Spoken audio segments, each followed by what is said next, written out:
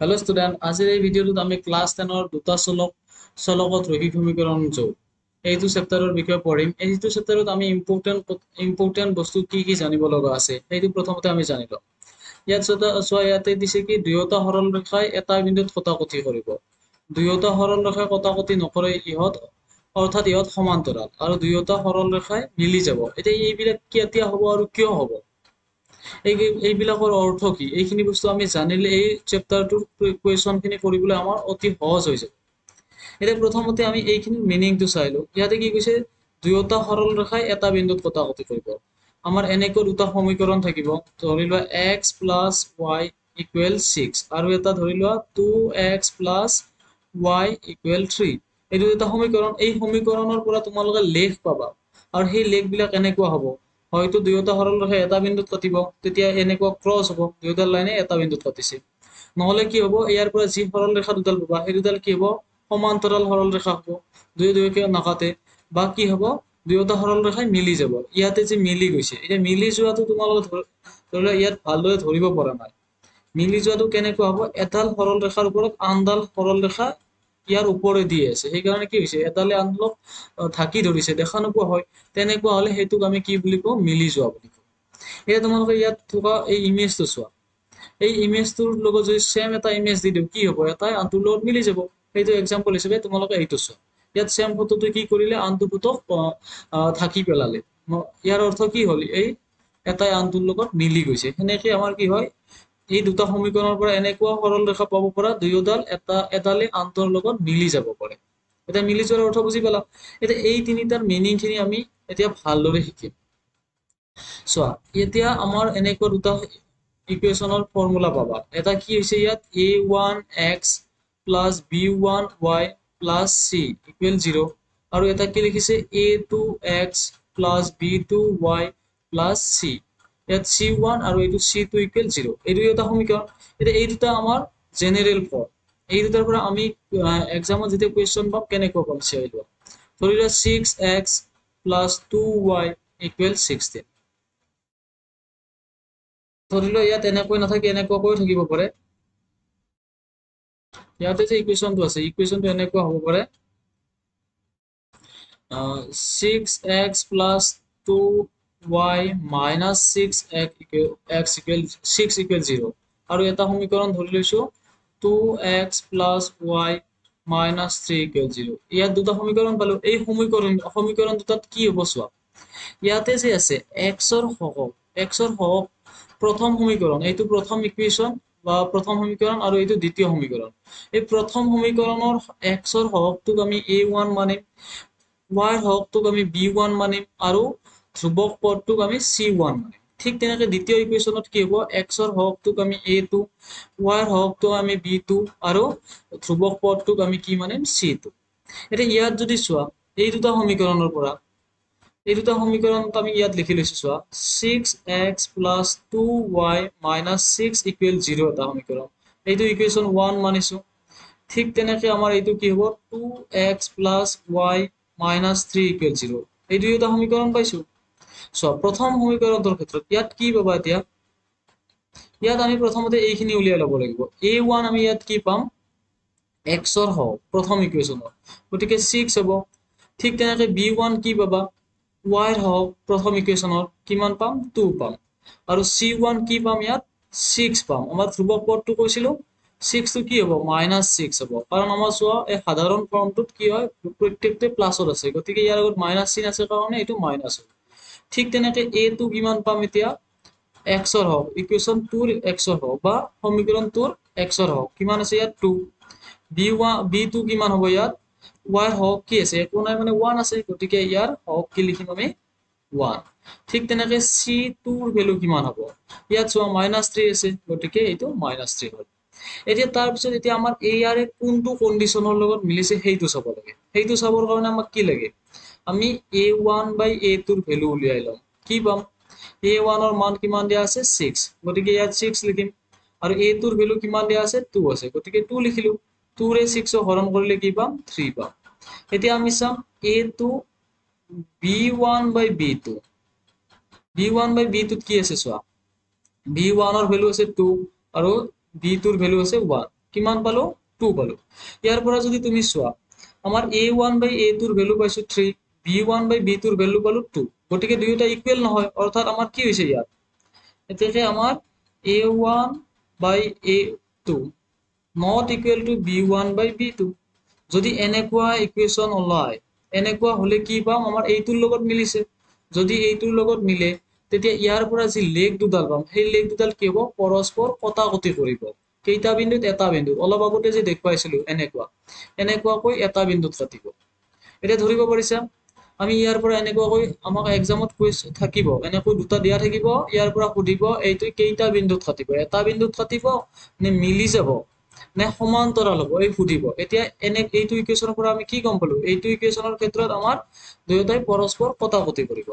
ঠিক তেনেকৈ আমি বেলেগ এটা এক্সাম্পল লৈছো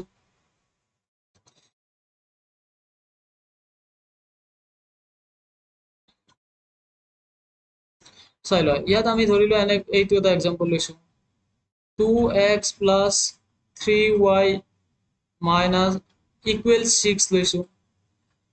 4x plus 6y equal 12 লৈছো অলপ আগতে আমি 6 টো ইকুৱেল চিনৰ এইটো সাইডত লৈছিলো এতিয়া দুয়োটাকে ইকুৱেল চিনৰ এইটো সাইডত লৈছো ইয়াতে তোমালোকে এটা বস্তু চাই লবা ইয়াত যে লিখিছো 2x plus 3y ইয়াৰ পিছত ইকুৱেল দি উঠি 6 লিখিছো যদি এনেকৈ থাকে তুমি এইটো এনেকৈ নানিলেও কথা নাই 2x plus 3y minus 6 equal 0 এনেকুৱা কৰিব নালাগে যদিহে দুয়োটাৰ ইকুৱেশ্যনৰে ইকুৱেলৰ পিছত থাকে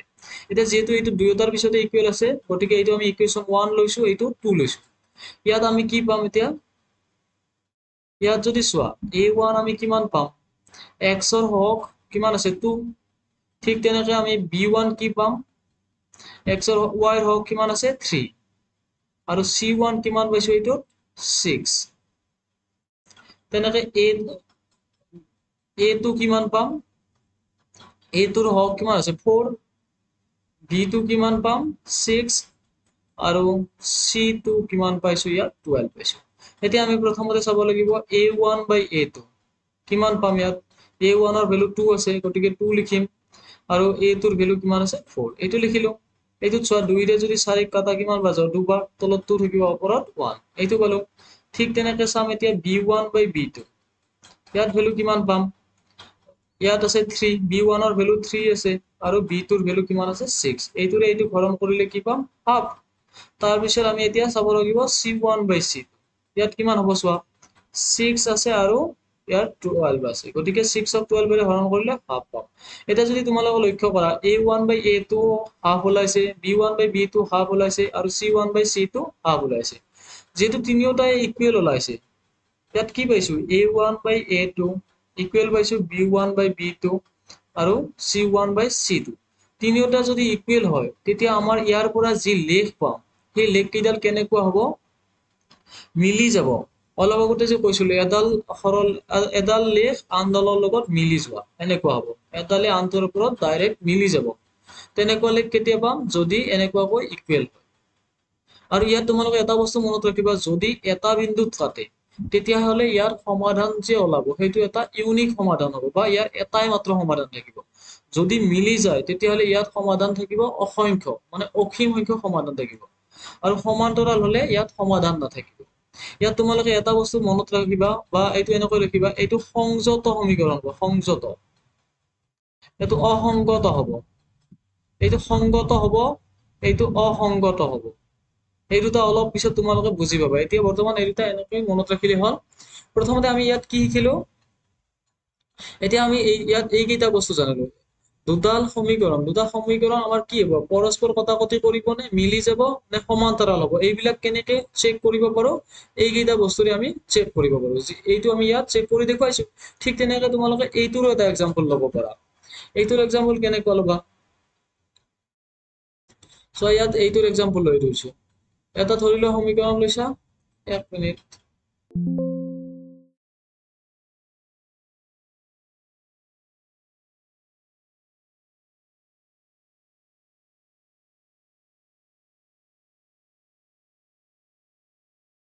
সো এতিয়া আমি এটা এক্সাম্পল ল'ম ইয়াত 2x plus 3y equal 6 আৰু এটা লৈছো 4x plus 6y equal 5 এতিয়া ইয়াত যদি চোৱা ইয়াত আমি a1 কিমান পাম a1 পাইছো x ৰ হওক প্ৰথম ইকুৱেশ্যনৰ হওক এইটোৰ আৰু এইটো দ্বিতীয় কিমান আছে 2 তাৰ পিছত b1 কিমান পাম y ৰ হওক কিমান আছে 3 গতিকে 3 আৰু c1 কিমান পাইছো ইয়াত 6 ঠিক তেনেকৈ a2 কিমান পাম ইয়াত a2 হ'ব তলৰ সমীকৰণটোৰ 4 y b2 কিমান পাম 6 আৰু c2 পাইছো আমি 5 এতিয়া চোৱা ইয়াত যদি চোৱা a1 by a2 ৰ ভ্যালু কিমান পাবা 2/4 ইকুৱেল কিমান পালো হাফ এইটোৰে কাটিলে ঠিক তেনেকৈ b1 by b2 ইয়াত কিমান আছে 3/6 আছে গতিকে এইটোৰ পাম হাফ আৰু যদি c1 c2 চোৱা ইয়াত কিমান পাবা 6/5 এইটোকে হৰণ কৰিব নোৱাৰি এতিয়া ইয়াত যদি চোৱা a1 by a2 আৰু b1 by b2 এই দুটা সমান হৈছে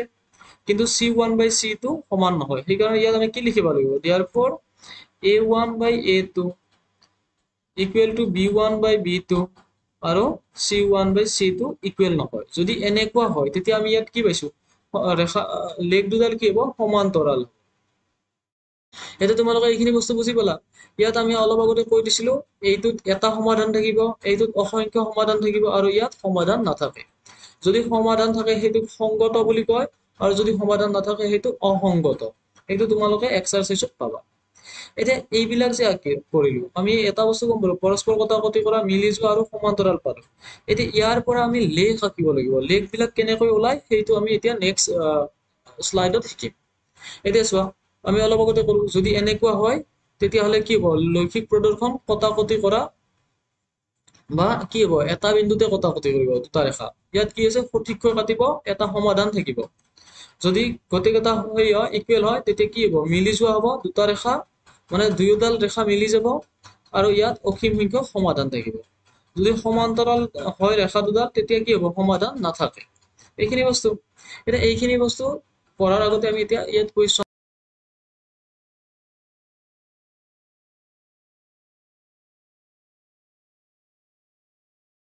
হেল্ল' ষ্টুডেণ্ট আমি এতিয়া এক্সাৰসাইজ 3.2 প্ৰথমটো কুৱেশ্যন সলভ কৰিম এতিয়া প্ৰথমটো কুৱেশ্যনত কি দিছে চোৱা এটা গণিত কুইজত দশম শ্ৰেণীৰ 10 জন ছাত্ৰ ছাত্ৰীয়ে অংশগ্ৰহণ কৰিছিল যদি ছাত্ৰতকৈ ছাত্ৰীৰ সংখ্যা 4 বেছি তেন্তে অংশগ্ৰহণ কৰা ছাত্ৰ আৰু ছাত্ৰীৰ সংখ্যা উলিয়াব লাগে এতিয়া ইয়াত ছাত্ৰ আৰু ছাত্ৰীৰ সংখ্যা উলিয়াব দিছে সেইকাৰণে আমি কুৱেশ্যনটো সলভ কৰোঁতে আমি কি লিখিব লাগিব ধৰা হ'ল ছাত্ৰৰ সংখ্যা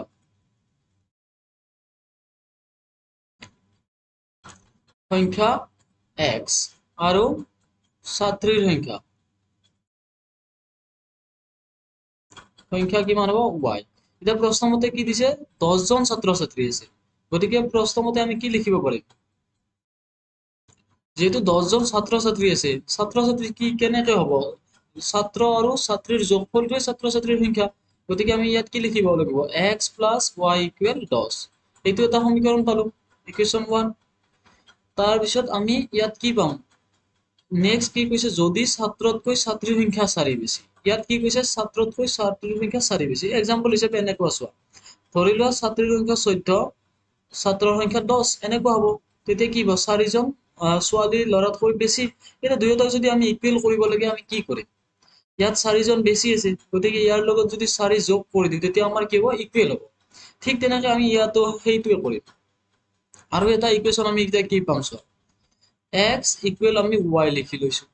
তাৰপিছত আমি জানো যে ছাত্ৰীৰ সংখ্যা 4 জন বেছি গতিকে আমি কি কৰিব লাগিব দুয়োকে ইকুৱেল কৰিবলৈ হলে ছাত্ৰৰ লগত 4 যোগ কৰি দিম এইটো হৈ গ'ল এইটো ইকুৱেশ্যন আমাৰ 2 এইটো হল এতিয়া ইয়াৰ পৰা আমি কি কৰিব দিছে লৈখিকভাৱে সমাধান কৰিব দিছে যদি লৈখিকভাৱে সমাধান কৰিব দিয়ে তেতিয়াহলে আমি ইয়াৰ পৰা টেবুল বনাব লাগিব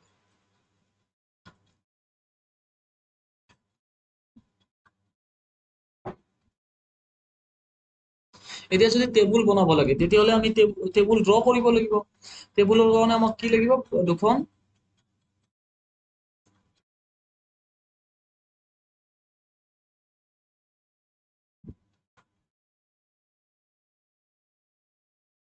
সো আমি যদি টেবুল বনাব লাগে তেতিয়া আমি x বা y ৰ ভ্যালু আমি ধৰি ল'ব লাগিব বা x বা y ৰ মান আমি ধৰি ল'ব লাগিব সো ইকুৱেশ্যন 1 1 ৰ কাৰণে আমি টেবুল বনাম ইকুৱেশ্যন 1 ত কি দিয়া আছে x + y = 10 আছে ইয়াৰ পৰা আমি কি কৰি লম x ৰ ভ্যালু উলিয়াই লম x ৰ ভ্যালু যদি উলিওৱা 10 - আমি y লিখিব পাৰো এইটো লিখিলো এতিয়া ইয়াৰ কাৰণে এখন টেবুল কাষত ড্ৰ কৰিছো টেবুলখনত ভ্যালু চাবা কেনেকুৱাকৈ আহিব ইয়াত আমি প্ৰথমটো লৈছো x ৰ ভ্যালু আৰু এইটো হ'ব y ৰ ভ্যালু ইয়াত চোৱা আমি ইয়াত ধৰি লম let y = 5 y ৰ মান 5 ধৰিছো যদি এতিয়া এইটো ইকুৱেশ্যনত তুমি মানটো পাতি দিয়া তেতিয়া কি পাবা চোৱা x = 10 এই y ৰ জায়গাত কি লিখিব লাগিব 5 কিমান পাইছো এইটো এতিয়া 5 পাম 10 ৰ পৰা 5 গলে 5 গতিকে চোৱা y ৰ মান যেতিয়া আমি 5 লিখিছিলো ধৰিছিলো তেতিয়া আমি ইয়াত y ৰ মান 5 ধৰিছিলো তেতিয়া x ৰ মানো আমি কি পাইছো 5 পাইছো এতিয়া নেক্সট আমি এইবাৰ y = 4 ধৰিছো যদি এই y ৰ জায়গাত 4 লও তেতিয়া আমি ইয়াত 4 লিখিম আৰু এইটো ইকুৱেশ্যনত এই ভ্যালুটো পুট কৰিম চোৱা x = কি পাবা 10 - 4 = কিমান পাইছো 6 এইটো পালো আমি 6 প্ৰথমখন টেবুল ৰেডি হৈ গল এই যে এইখিনি বস্তু যে আমি কৰিছো এইখিনি তোমালোকে সাইডতো কৰিব পাৰা নহলে এনেকৈ কপিটোৰ সাইডত লিখি থৈ দিব পাৰা এটা নেক্সট আমি টেবুল এখন উলিয়াম এইখন 1 ৰ কাৰণে হল এটা নেক্সট ইকুৱেশ্যন এইটোৰ কাৰণে এইটোত কি দিয়া আছে চোৱা আমি ইয়াত x + 4 = y পাইছো ইয়াৰ পৰা তোমালোকে এনেকৈ এইটো লিখি লব পাৰা y = x + 4 হল এইটো ইয়াৰ পৰা তোমালোকে এতিয়া টেবুলখন বনাব লাগিব টেবুলখন বনালে চাবা ইয়াত চোৱা let এতিয়া চোৱা আমি ইয়াত যে y ৰ মান ধৰিছো ইয়াত x ৰ মানো তোমালোকে ধৰিব পাৰা যিকোনো এটাৰ মান ধৰি লব পাৰা এতিয়া যদি আমি ইয়াত x ৰ মান ধৰি লোৱা x ৰ মান আমি 2 লৈছো তেতিয়া y ৰ মান কিমান হ'ব চোৱা y = কিমান পাবা x + 4 আমাৰ ইকুৱেশ্যনটো এইটো আমি ইয়াত x ৰ জায়গাত কি লিখিম 2 প্লাস এইটো কিমান হ'ব 4 দুয়োটা প্লাস কৰিলে কিমান পাইছো 6 চোৱা যেতিয়া আমি x ৰ মান আমি 2 লৈছিলো তেতিয়া y ৰ মান কিমান ওলাই গল 6 নেক্সট আৰু এবাৰ কৰিম ধৰি লোৱা x = 1 তেতিয়া y = কি হ'ব y = কি পাম 1 + 4 কাৰণ x ৰ জায়গাত 1 লিখিব লাগিব তেতিয়া কিমান পাই যাম y ৰ মান 5 যেতিয়া x ৰ মান 1 লিখো এতিয়া সো ইয়াৰ পৰা আমি কি কি পালো এখন টেবুল পাইছো 5/2 আৰু এখন পাইছো 6/4 প্ৰথম টেবুলখন এইখন আৰু সেকেন্ডখন এইখন টেবুল পালো সো আমাৰ এই দুখন টেবুল পালো এইটো হৈছে ইকুৱেশ্যন 1 ৰ কাৰণে টেবুল আৰু এইখন টেবুল পাইছো ইকুৱেশ্যন 2 ৰ কাৰণে ইকুৱেশ্যন 1 ত যে পাইছো ইয়াতে আমি বিন্দু কেইটা উলিয়াই লম এই বিন্দু কি হ'ব চোৱা এই যে ভ্যালু দুটা আছে এটা x ৰ ভ্যালুটো প্ৰথমতে লিখিম তাৰ পিছত y ৰ ভ্যালুটো এইটো এটা বিন্দু হল তাৰ পিছত এইটো এটা বিন্দু এইটো বিন্দু আমি কি লিখিম b বিন্দু কিমান পাম 6 আৰু 4 তেনেকৈ ইয়াৰ পৰা এইটো হ'ব আমাৰ c বিন্দু ইকুৱেশ্যন 2 ৰ পৰা আহিছে 2 6 আৰু d বিন্দুটো কি হ'ব 1 আৰু 5 এই বিন্দু কেইটা আমি এতিয়া লেখত অংকন কৰিম চোৱা এই বিন্দুৰ কাৰণে কি লিখিব লাগিব 5 5 x ৰ ফালে 5 পাইছো তাৰ পিছত আৰু কি আছে y ৰ ভ্যালু 5 গতিকে এইটো সাইডতো 5 আহিব লাগিব প্ৰথম বিন্দুটো এইটো বলো এই আমাৰ এইটো হল ঠিক তেনেকৈ আমি এইবাৰ কি লিখিব লাগিব 6 আৰু 4 এইটো 6 ত আইছো তাৰ পিছত 4 এইটো গতিকে এইটো পয়েন্ট হ'ব সো প্ৰথমডাল লেখ আমি অংকন কৰিব পাৰিলো এতিয়া প্ৰথমটো ইকুৱেশ্যনৰ কাৰণে লেখডাল এনেকুৱা হ'ল তোমালোকক অলপ আগতে কৈছিলো লেখ কেনেকৈ ড্ৰ কৰে এইডাল হ'ল প্ৰথম ইকুৱেশ্যনটোৰ কাৰণে লেখ এটা সেকেন্ডটোৰ কাৰণে কি আছে চোৱা 2 6 এইটো দিশত 2 আহিব তাৰ পিছত আহিব এইটো দিশত 6 গতিকে এইটো এটা পয়েন্ট তাৰ পিছত এটা আহিছে 1 5 গতিকে x অক্ষত 1 আহিছে তাৰ পিছত এইটো আহিব 5 এইটো এটা হ'ল এইটো এটা চোৱা যদি এইটো তোমালোকে কটাকটি কৰা ক'ত কাটিব এইটো অক্ষত এনেকৈ এইটো ওলাই গৈছে সো ই কোনটো বিন্দুত কাটিছে আমাৰ এইটো এইখিনিত কাটিছে মানে আমাৰ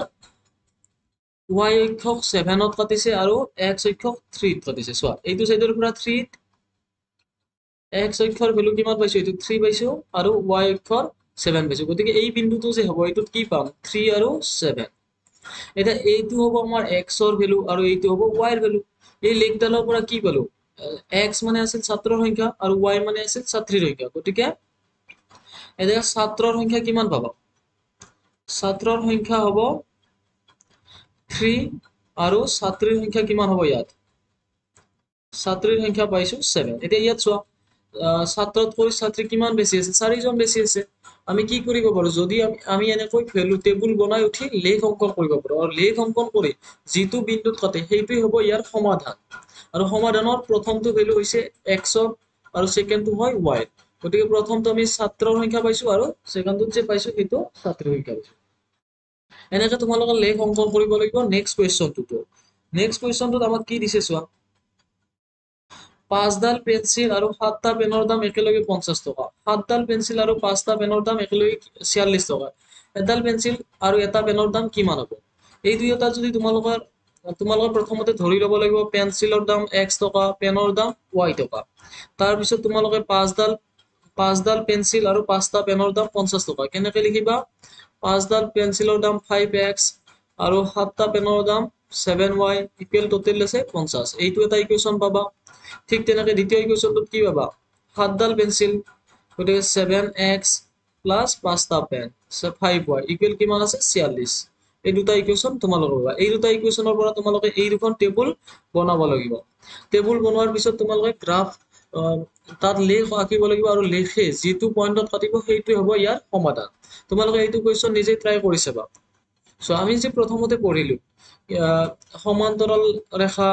এটা বিন্দুত কাটিব নে আমাৰ মিলি যাব সেইকেইটা আমাক ইয়াত কি কৰিব দিছে উলিয়াব দিছে ইয়াত কি দিছে চোৱা a/a1/a2 b1/b2 আৰু c1/c2 অনুপাত কেইটা ৰিজাই তলৰ ৰৈখিক সমীকৰণৰ জোৰ কেইটা বুজোৱা ৰেখা দুটাই এটা বিন্দুত কাটিব নে সমান্তৰাল হ'ব নে লগ লগা হ'ব এইটো আমাক নিৰ্ণয় কৰিব দিছে নিৰ্ণয় কৰিবলৈ আমি অলপ আগতে কৰিছোৱে এইটো ইয়াত কৰিম এতিয়া ইকুৱেল 1 টোত কি দিছে চোৱা আমাৰ 1 ৰ সমাধানটো আমি ইয়াত কৰি দিছো 5x - 4y + 8 = 0 আৰু নেক্সট ইকুৱেশ্যনটো হৈছে 7x + 6y - 9 = 0 এতিয়া ইয়াত প্ৰথমতে আমি কি উলিয়াব লাগিব a1 b1 এইবিলাক ইয়াত যদি চোৱা a1 কি হ'ব প্ৰথম ইকুৱেশ্যনৰ লগত থকা সংখ্যাটো 5 b1 কি হ'ব ইয়াৰ প্ৰথমটোৰ লগত থকা -4 আৰু c1 কি পাম এইটোত +8 তেনেকৈ a2 কি পাবা চোৱা এইটো ভ্যালু হ'ব 7 b2 কিমান পাম 6 আৰু c2 কিমান পাইছো -9 এইকেইটা হৈ গ'ল এতিয়া ইয়াৰ পৰা আমি কি কৰিব লাগিব a1/a2 উলিয়াব লাগিব কিমান পাম a1 ৰ ভ্যালু কিমান আছে 5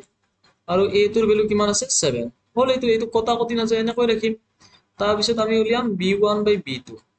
সো b1 ৰ ভ্যালু কিমান পাইছিলো -4 আৰু b2 ৰ ভ্যালু পাইছো 6 এইটোক যদি তোমালোক হৰণ কৰা 2 ৰে কাটিব পাৰা 2 ৰে এইটো দুবাৰ আৰু এইটো তিনিবাৰ সো এতিয়া ইয়াত যদি চোৱা তোমালোকে a1 আৰু a2 এইটোৰ অনুপাত b1 আৰু b2 ৰ অনুপাতৰ লগত ইকুৱেল নহয় বা সমান নহয় যদি সমান নহয় তেতিয়া হলে আমি c1 আৰু c1/c2 ৰ ভ্যালুটো উলিয়াব নালাগে ইয়াতে আমি ৰাখি দিব পাৰো ইয়াতে ৰাখি দিলে আমি কি পাম a1/a2 not equal to b1/b2 এইটো পালো যদি এইটো পাও তেতিয়া আমি অলপ আগতে কৈছিলো আমি কি পাম যদি a1/a2 not equal to b1/b2 হয় তেতিয়া কি হয় এটা বিন্দুত কাটিব মানে এই দুডাল সমীকৰণ হয় যি আমি লেখ দুডাল পাম সেই লেখ দুডাল বা ৰেখা দুডালে কি কৰিব এটা বিন্দুতে কাটিব কেনেকুৱা ৰেখা হ'ব এনেকুৱা এটা বিন্দুত কাটিব ঠিক তেনেকৈ এতিয়া কুৱেশ্যন নম্বৰ 2 টো চোৱা কুৱেশ্যন নম্বৰ 2 ত কি দিয়া আছে 9x + 3y + 12 = 0 আৰু এটা দিয়া আছে 18x + 6y + 24 = 0 ইয়াত যদি চোৱা ইয়াত আমি কি পাম a1 ইয়াত 9 আছে b1 কিমান আছে 3 আছে আৰু c1 কিমান আছে ইয়াত 12 আছে আমাৰ ইকুৱেশ্যন 1 ত থকা প্ৰত্যেকটো x ৰ হওক y ৰ হওক আৰু ধ্ৰুৱক পদ এইকেইটা আমি a1 b1 আৰু c1 হিচাপে লিখিব লাগে তাৰ পিছত ইকুৱেশ্যন 2 ত থকা কেইটা a2 লিখিব লাগিব x ৰ হওক ইয়াত 18 আছে গতিকে 18 লিখিছো y ৰ হওক কিমান আছে ইয়াত 6 আছে 6 আৰু c2 কিমান হ'ব ইয়াত 24 এইকেইটা হল এতিয়া ইয়াৰ পিছত আমি কি কৰিব লাগে এতিয়া আমি ইয়াত কি উলিয়াম a1/a2 ইয়াত যদি a1/a2 উলিয়া কি পাবা 9/18 এতিয়া চোৱা 9 ৰে 18 ক আমাৰ কেইবাৰ কাটিব পাৰি দুবাৰ গতিকে 1/2 লিখিলো তাৰ পিছত উলিয়াম আমি b1/b2 চোৱা b1 ৰ মান কিমান আছে 3 আৰু b টোৰ মান কিমান আছে 6 গতিকে এইটোৰে এইটো হৰণ কৰিলে কি পাবা হাফ এইবাৰ আমি c1 আৰু c2 চাও কিমান আছে ইয়াত 12 আৰু 24 12 ৰে 24 কেইবাৰ যাব হাফ চোৱা a1 by a টোৰ value half b1 by b টোৰ ভ্যালু হাফ আৰু c1 by c টোৰ ভ্যালু হাফ মানে প্ৰত্যেকটোৰে ভ্যালু কি ওলাইছে ইকুৱেল ওলাইছে a1 by a2 b1 by b2 আৰু c1 by c2 তিনিওটা ইকুৱেল যদি তিনিওটা ইকুৱেল হয় তেতিয়াহলে আমাৰ কি হয় ৰেখা দুডাল সমান্তৰাল হ'ব নে লগ লগা হ'ব এতিয়া তোমালোকক অলপ আগতে কৈ দিছিলো ইয়াত চোৱা যদি আমাৰ তিনিওটা ইকুৱেল হয় তেতিয়া কি হ'ব মিলি যায় গতিকে আমি ইয়াত কি লিখিব লাগিব ইয়াত আমি কি লিখিম যেহেতু তিনিওটা ইকুৱেল হৈছে এইটো কি হ'ব লগ লগা হ'ব বা মিলি যাব হৈছে ঠিক আছে এতিয়া এইটো কোৱেশ্চন তোমালোকে নিজে সলভ কৰিবা কি হ'ব এটা বিন্দুতে কাটিব নে সমান্তৰাল হ'ব নে লগ লগা হ'ব সেইটো তোমালোকে এইটো নিজে উলিয়াবা এটা নেক্সট কোৱেশ্চন আমাৰ কি দিছে চোৱা ইয়াত সুধিছে সংগত নে অসংগত তোমালোকে এইটো মনত ৰাখিবা যদি আমাৰ a1 by a2 not equal to b1 b2 হয় ইয়াত সমাধান থাকে গতিকে এইটো হ'ব আমাৰ সংগত তাৰ পিছত এটা পাইছিলো a1 by a2 b1 by b2 আৰু c1 by c2 যদি এইটো হয় এইটোৰ ক্ষেত্ৰত সংগত এই দুটাৰ ক্ষেত্ৰত আমি কি পাম সংগত পাম বাকি আনটোৰ ক্ষেত্ৰত a1 by a2 b1 by b2 not equal to c1 by c2 যদি এনেকুৱা হয় তেতিয়াহলে কি হ'ব এইটো অসংগত মানে ইয়াৰ কোনো সমাধান নাই বা তোমালোকক সমাধান এইটোৰ সমাধান আছে নে নাই সেইটো সুধিব পাৰে যদি আমাৰ এনেকুৱা হয় তেতিয়াহলে সমাধান আছে লগতে সংগত হ'ব যদি এনেকুৱা হয় অসংগত হ'ব এইটো মনত ৰাখিবা এতিয়া আমাৰ এইটো কোৱেশ্চন ইয়াত কি সুধিছে সংগত নে অসংগত এইটো দেখুৱাব পাৰিছে মই প্ৰথমটো কোৱেশ্চন কৰি দিছো এতিয়া সো ইয়াত কি দিছে 3x plus 2y equal 5 আৰু এটা ইকুৱেশ্যন কি দিছে 2x minus 3y equal 7 ইয়াত আমি প্ৰথমতে কি উলিয়াব লাগিব a1 আমি ইয়াত কি পাম 3 b1 কি পাম 2 আৰু c1 কিমান পাইছো ইয়াত 5 তেনেকে a2 কি পাবা 2 b2 কিমান পাবা -3 আৰু c2 কিমান পাইছো ইয়াত 7 এতিয়া ইয়াৰ পৰা আমি কি চাম এতিয়া ইয়াত চাম a1 by a2 3 আছে a1 ৰ ভ্যালু আৰু ইয়াৰ আছে 2 কটাকটি না যায় এনেকৈ লিখিম b1 by b2 কিমান পাম 2 by -3 আৰু c1 by c2 কিমান পাইছো ইয়াত 5 by 7 ইয়াত চোৱা প্ৰথম a1 by a2 আৰু b1 by b2 দুয়োটা ইকুৱেল নহয় therefore আমি কি লিখিব পাৰো a1 a2 not equal to b1 b2 যদি এইটো আৰু চাব নালাগে যদি প্ৰথম দুটা ইকুৱেল নহয় তেতিয়া ইয়াতে লিখি এইখিনি লিখিব লাগে যদি এনেকুৱা হয় ইয়াত কি থাকে সমাধান এটা আছে গতিকে এইটো কি হ'ব সংগত হ'ব এইটো আমাৰ সংগত ইয়াতে ৰৈখিক সমীকৰণজোৰ কি লিখিব লাগিব নিৰ্ণয় ৰৈখিক সমীকৰণজোৰ কি হ'ব সংগত হ'ব ঠিক তেনেকৈ যদি আমি এইটো চাও এইটোৰ কি হ'ব এইটো তোমালোকে নিজে কৰি চাবা সংগত হ'ব নে অসংগত হ'ব ঠিক আছে আজিৰ ভিডিওটোত এইখিনিয়ে নেক্সট ভিডিওটোত আমি ইয়াৰ পিছৰ এক্সাৰসাইজ কেইটা সলভ কৰিম থ্যাংক ইউ আজিৰ এই ভিডিওটো চোৱাৰ বাবে যদি তোমালোকে ভিডিওটো ভাল পাইছা তেতিয়া লাইক কৰিবা সাবস্ক্ৰাইব কৰিবা আৰু লগতে যদি কিবা ডাউট আছে সেই ডাউটখিনি তোমালোকে কমেন্টত জনাবা থ্যাংক ইউ আজিৰ এই ভিডিওটো চোৱাৰ বাবে